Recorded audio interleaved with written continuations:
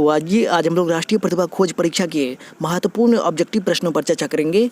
तो इसलिए आप लोग इस वीडियो को एक बेहतर तरीक़ा से देखिएगा और इस वीडियो के अंदर में हम आपको जो भी समझाने का प्रयास करेंगे आप लोग उसको एक बेहतर तरीक़ा से याद रखने का प्रयास कीजिएगा, क्योंकि इस वीडियो के अंदर हम उसी ऑब्जेक्टिव प्रश्नों पर चर्चा करेंगे जो आपके राष्ट्रीय प्रतिभा खोज परीक्षा के लिए काफ़ी महत्वपूर्ण है और आपके राष्ट्रीय प्रतिभा खोज परीक्षा में बार बार पूछा भी गया है।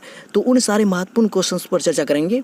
तो आइए इस वीडियो के अंदर हम लोग सोशल साइंस के अंतर्गत जो भी आपके राष्ट्रीय प्रतिभा खोज परीक्षा में पूछा जाता है ऑब्जेक्टिव के रूप में, उस ऑब्जेक्टिव को देखने का प्रयास करते हैं। तो आइए चलते हैं पहले प्रश्न की ओर। भारतीय राष्ट्रीय कांग्रेस की स्थापना कब हुआ? तो 1885 ईस्वी में हुआ था। तो इसका ऑप्शन नंबर हो जाएगा सी नंबर ऑप्शन सही। इसके साथ ही देखिए संविधान सभा का गठन कब हुआ? तो संविधान सभा का गठन हुआ था 1946 ईस्वी में। तो इसका ऑप्शन नंबर हो जाएगा बी नंबर ऑप्शन सही, यानी कि 1946 ईस्वी में हुआ था। इसके साथ ही आप लोग अगला प्रश्न देखिए। अगला प्रश्न कहता है कि भारतीय संसद के कितने अंग हैं? तो भारतीय संसद के है अंग 3 अंग है, जैसे राज्यसभा, लोकसभा, राष्ट्रपति। भारतीय संसद के 3 अंग होते हैं। उन 3 अंगों में कौन कौन है? राज्यसभा, लोकसभा और इसके बाद क्या है? राष्ट्रपति है। तो इसका ऑप्शन नंबर क्या हो जाएगा? इसका ऑप्शन नंबर हो जाएगा सी नंबर ऑप्शन सही। इसके साथ ही आप लोग अगला प्रश्न देखिए। भारतीय संसद के उच्च सदन को क्या कहते हैं? तो भारतीय संसद के उच्च सदन को कहते हैं राज्यसभा और निम्न सदन को क्या कहते हैं? तो निम्न सदन को कहते हैं लोकसभा। ये आपके राष्ट्रीय प्रतिभा खोज परीक्षा में बार बार क्वेश्चन पूछा गया है, इसको आप लोग बढ़िया तरीक़ा से याद कर ही लीजिएगा। भारतीय संसद के उच्च सदन को क्या कहते हैं? तो राज्यसभा। इसके साथ भारतीय संसद के निम्न सदन को क्या कहते हैं? तो लोकसभा। ये 2 क्वेश्चन काफ़ी महत्वपूर्ण है और आपके राष्ट्रीय प्रतिभा खोज परीक्षा में बार बार पूछा गया है। देखिए, धर्मनिरपेक्षता को संविधान में किस संशोधन के द्वारा शामिल किया गया? तो 42वां संविधान संशोधन के द्वारा जो है धर्मनिरपेक्षता शब्द को, धर्मनिरपेक्षता का मतलब क्या होता है? लोगों को अपने मन के अनुसार, अपने इच्छा के अनुसार से धर्म मानने की आज़ादी। आज अपना देश धर्मनिरपेक्ष देश है। क्यों है धर्मनिरपेक्ष देश अपना देश? क्योंकि यहाँ के लोग अपने मन के अनुसार से कोई भी धर्म चुन सकता है, कोई धर्म को परिवर्तित कर सकता है। जैसे कि कोई मुस्लिम को अगर बढ़िया लगता है हिंदू धर्म, तो मुस्लिम हिंदू धर्म का पालन कर सकता है। इसके लिए कोई रोक टोक नहीं है, कोई आपको दबाव नहीं डालेगा। धर्मनिरपेक्षता का मतलब समझ गए ना? वैसे इसके बारे में हम बता दिए हैं। आप लोग यूट्यूब पे सर्च कीजिए ना, धर्मनिरपेक्षता क्या होता है, GKS स्टडी सेंटर, तो आपको वो वीडियो मिल जाएगा। यदि आप लोग उस वीडियो को बढ़िया तरीक़ा से देख लीजिएगा ना, तो आप लोग धर्मनिरपेक्षता क्या होता है बहुत सारे क्वेश्चंस बता दिए हैं, तो आप लोग बढ़िया तरीक़ा से समझ जाइएगा। तो यहाँ देखिए धर्मनिरपेक्षता शब्द को 42वां संविधान संशोधन के द्वारा संविधान में शामिल किया गया था। तो इसका ऑप्शन नंबर हो जाएगा बी नंबर ऑप्शन सही। समझ गए ना? इसके साथ ही देखिए यहाँ पे जो है ना क्वेश्चन तो हम सही लिखे हैं, लेकिन ऑप्शन में थोड़ा त्रुटि कर दिए हैं, मतलब कि ऑप्शन संख्या में होना चाहिए, लेकिन हम दे दिए हैं क्या? लोकसभा, राज्यसभा। तो भारतीय संसद के 2 सदन होते हैं, वो होता कौन है? तो वो होता है लोकसभा, राज्यसभा। कितने सदन होते हैं? तो 2 सदन होते हैं। 2 सदन में पहला का नाम है लोकसभा, दूसरा का नाम है राज्यसभा। तो इसका ऑप्शन नंबर हो जाएगा सी नंबर ऑप्शन सही, यानी कि 2 हो जाएगा। इसके साथ ही देखिए राष्ट्रपति का कार्यकाल कितना होता है? तो राष्ट्रपति का कार्यकाल, प्रधानमंत्री का कार्यकाल, यानी कि कार्यकाल का मतलब कितने समय तक रह सकता है? तो 5 वर्ष तक रहता है। प्रधानमंत्री का चुनाव तो 5 वर्ष के बाद हो जाता है, यानी कि 5 वर्ष तक उसका कुर्सी रहता है। इसके बाद प्रधानमंत्री, मुख्यमंत्री, राष्ट्रपति सभी का कार्यकाल कितना वर्ष का होता है? मुखिया हो गया, वार्ड सदस्य हो गया, ये सभी का कार्यकाल होता है 5 वर्ष का। इसको बढ़िया तरीक़ा से आप लोग याद कर लीजिएगा। राज्यसभा के प्रत्येक सदस्य का कार्यकाल कितना होता है? तो 6 वर्ष का होता है। इसको बढ़िया तरीक़ा से याद कर लीजिएगा। बी नंबर ऑप्शन सही हो गया। इसके साथ ही आप लोग देखिए आपातकाल कब लागू हुआ था? तो देखिए आपातकाल का मतलब क्या हुआ? विपत्ति का समय। ये आपातकाल के बारे में भी हम आपके जो है इसी चैनल के माध्यम से यूट्यूब पे बताए हैं। देखिए आपातकाल का मतलब यह हुआ कि जब जो है देश बेरोजगारी, भुखमरी, आतंकवाद से पीड़ित हो जाए।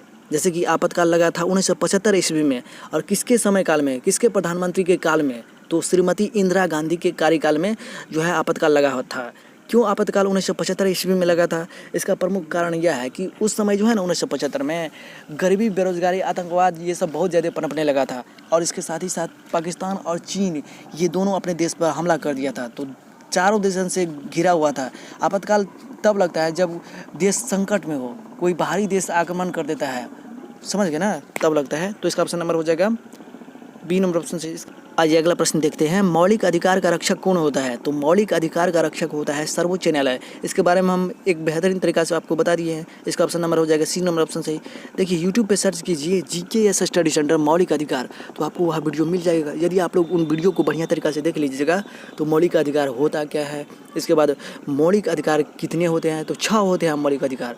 मौलिक अधिकार का मतलब क्या हुआ? मूल अधिकार, मनुष्य को जीने का अधिकार, जो किसी व्यक्ति के लिए होता है, या इसे ना तो सरकार छीन सकती है, ना कोई व्यक्ति या नहीं कोई पब्लिक छीन सकता है। ये किसी व्यक्ति के लिए होता है। एक मनुष्य को सही तरीक़ा से जीने के लिए ये अधिकार होना चाहिए, मौलिक अधिकार। मौलिक अधिकार कितने होते हैं? तो 6 होते हैं। संपत्ति का अधिकार हटा दिया गया, पहले 7 था, अब जो है संपत्ति के अधिकार को हटा दिया गया है। खरीदे हुए अनाज खाद्य भंडारों में रखे जाते हैं, तो बफर स्टॉक इसको कहते हैं। सरकार जो खरीदता है अनाज, उसको जहाँ रखता है उसको कहते हैं बफर स्टॉक। तो इसका ऑप्शन नंबर हो जाएगा ए नंबर ऑप्शन सही। इसके साथ ही आप लोग देखिए, इसको भी याद कर लीजिएगा, उच्च न्यायालय की स्थापना सबसे पहले कहाँ पे हुआ? तो पहले हुआ था 1862 में कलकत्ता में, फिर इसके बाद मुंबई में, फिर इसके बाद चेन्नई में। दिल्ली उच्च न्यायालय का स्थापना कब हुआ था? तो 1966 ईस्वी में। इसको भी आप लोग याद कर लीजिएगा, क्योंकि ये जो है राष्ट्रीय प्रतिभा खोज परीक्षा के लिए काफ़ी महत्वपूर्ण है। और जैसे जैसे आप लोग कमेंट कीजिएगा, हम वैसे वैसे आपके लिए वीडियो बनाते जाएंगे। आप लोग देखते जाइएगा और आपको राष्ट्रीय प्रतिभा खोज परीक्षा में एक अच्छा अंक लाने से और पास करने से कोई नहीं रोक पाएगा। आप लोग जैसे जैसे कमेंट कीजिएगा वैसे वैसे ना, और जो भी बात नहीं समझते हैं उसको आप लोग बोल दीजिएगा। जो भी बात हम समझाते हैं यहाँ पे, जो भी बात बताते हैं उसको आप लोग नहीं समझते हैं तो आप कमेंट कर दीजिएगा, सर जी इस पर फिर वीडियो बना दीजिए, हम नहीं समझे इस क्वेश्चन के बारे में। जब तक आप लोग कमेंट नहीं कीजिएगा तब तक हम आपकी समस्या को कैसे हम जान पाएंगे कि आपको क्या समझ में आता है और क्या नहीं समझ में आता है। तो यही तो विद्यार्थी का कर्तव्य है। जब मेरे YouTube चैनल से जुड़े हुए हैं तो आप अपनी समस्या को बताइएगा, तब ना हम आपकी समस्या को मदद करेंगे, आपकी समस्या को समाप्त करने का प्रयास करेंगे, समझ गए ना। और इससे पहले जो है राष्ट्रीय प्रतिभा खोज परीक्षा के ऊपर जो है 10 को वीडियो लमसम में बना दिए हैं, समझिए ना, 5-6 को वीडियो बने गया है। तो उन सारे वीडियो को भी आप लोग देख लीजिएगा तो आपको एक बेहतर तैयारी हो जाएगा। तो मेरा कर्तव्य है कहना, आपको कर्तव्य का पालन करना पड़ेगा।